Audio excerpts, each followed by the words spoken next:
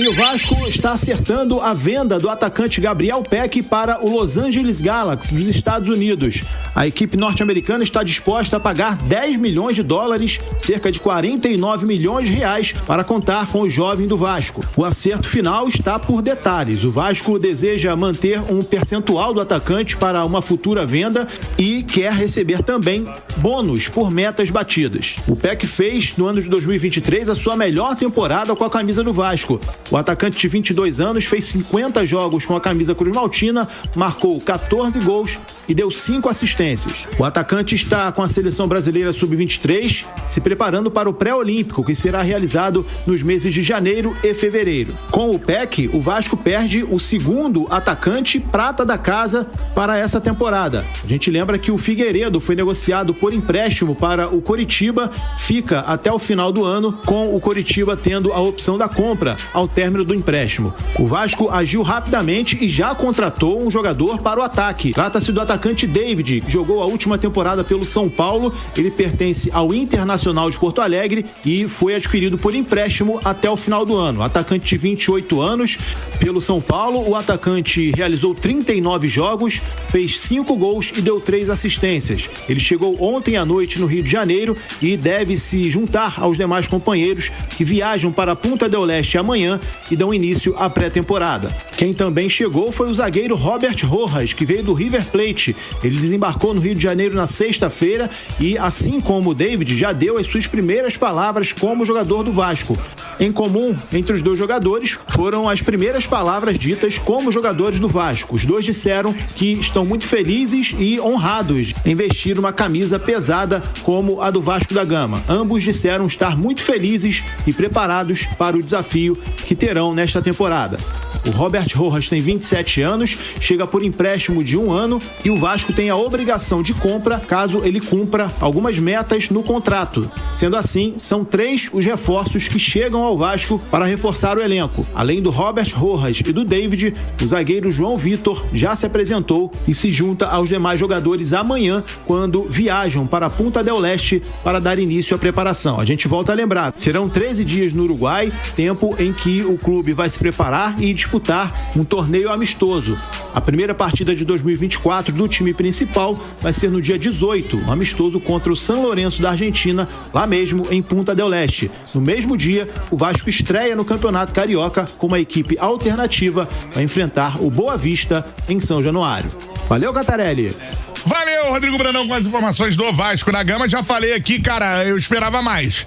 Principalmente com a chegada do Alexandre Matos, acho que o Vasco pode ser mais incisivo no mercado. Eu espero, tanto do Vasco quanto do Botafogo, contratações que impactem o torcedor de fato, né, cara? Que chegue um jogador que você afirme assim, esse será titular absoluto. Não é o caso das contratações que o Vasco vem fazendo, as sondagens que o Vasco vem fazendo até o momento. Entendo que o time melhorou bastante, né? O Vasco fez uma boa campanha no segundo turno. Então, dos jogadores que entraram aí no segundo turno, e é a maior parte do time titular, né? É um elenco aí de 5ª colocação, 6ª colocação no Campeonato Brasileiro. Mas, cara, o Bahia fez uma contratação, você comparando os SAFs e tal, e um time fora do eixo, né? Que é o que a galera lá até fala. O Bahia fez uma contratação que é muito superior às contratações que o Vasco e o Botafogo fizeram, né? Então, acho que os dois, eu vou cobrar isso, podem mais. Ou eu tô errado, Léo Pinheiro? Não, eu acho que tem sentido sim. Acho que são projetos diferentes nesse momento.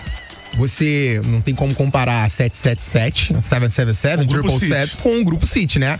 E pra você seduzir o Everton Ribeiro, precisou de um projeto muito mais robusto do que o Vasco tem à disposição nesse momento para apresentar aos jogadores. Se eu não me engano, o salário dele vai ser top 3 no Brasil, né? É um salário superior em relação ao que ele recebia no Flamengo. Então, ele vai entrar ali no patamar de Gabigol, Dudu, essa prateleira. Além do que ele pode receber pós a carreira, né? Um projeto de ser um representante do Grupo City no Brasil.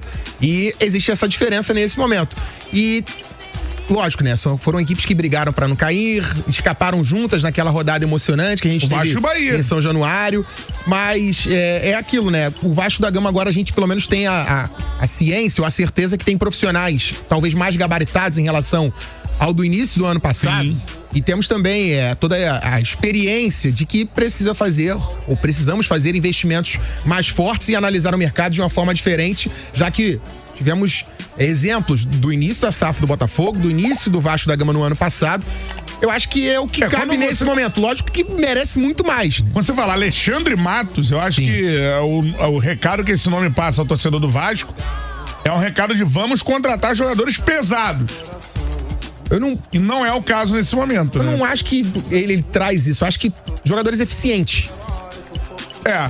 Acho que lógico que o Vasco necessita de um nome, de uma referência, um jogador de personalidade que chama a responsabilidade, que assuma a responsabilidade do Vasco. Aquele protagonista, eu acho que é o que todo time em início de processo de SAF busca esse protagonista para ele chamar a responsabilidade dentro de campo e ele também ser uma referência para outros jogadores assinarem com esse clube. A gente já viu esse reflexo em outras equipes, né? Tem aquela contratação impactante e que ela atrai outros jogadores dentro desse processo. Acho que é um início para a disputa de campeonato carioca. Até vale, até acaba passando, porque naturalmente, no momento decisivo teremos Botafogo, Flamengo, Fluminense e Vasco, mas é muito interessante ter esses jogadores no início da pré-temporada, né? No início de preparação.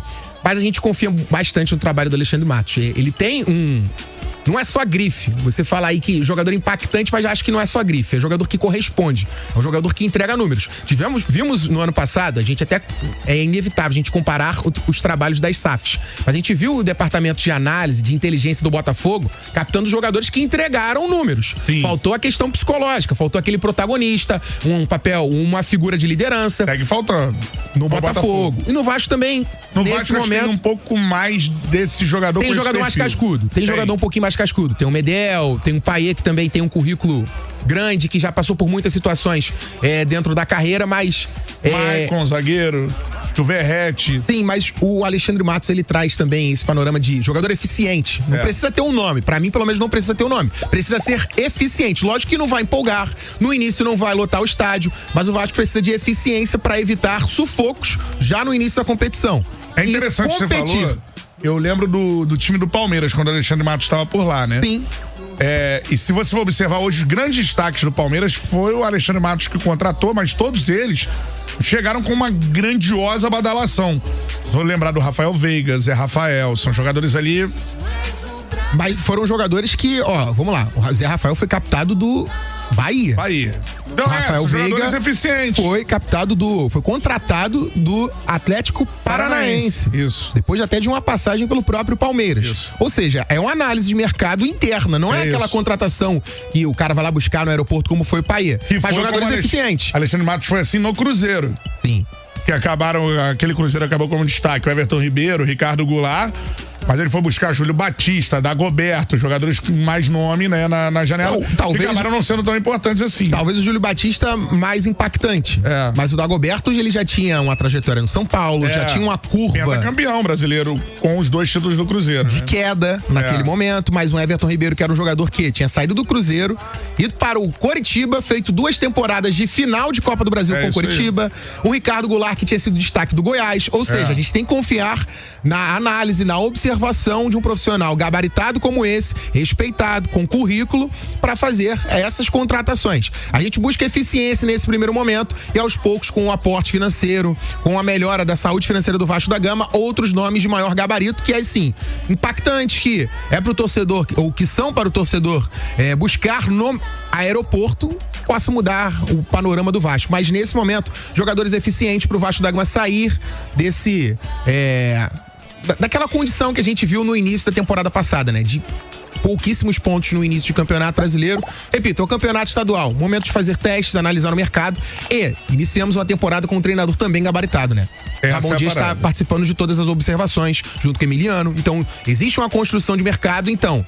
Temos a confiança no profissional que está fazendo as contratações, está monitorando o mercado e também o profissional que está no banco de reservas no dia a dia do clube, fazendo a montagem desse elenco do Vasco da Gama. Ele, melhor do que ninguém, entende. Lógico que pro torcedor e pra gente, a gente quer aquele nome impactante. Mas nesse momento precisamos de jogadores também eficientes para comporem um elenco do Vasco da Gama equilibrado, já que no ano passado não tivemos esse equilíbrio, Longo Longo.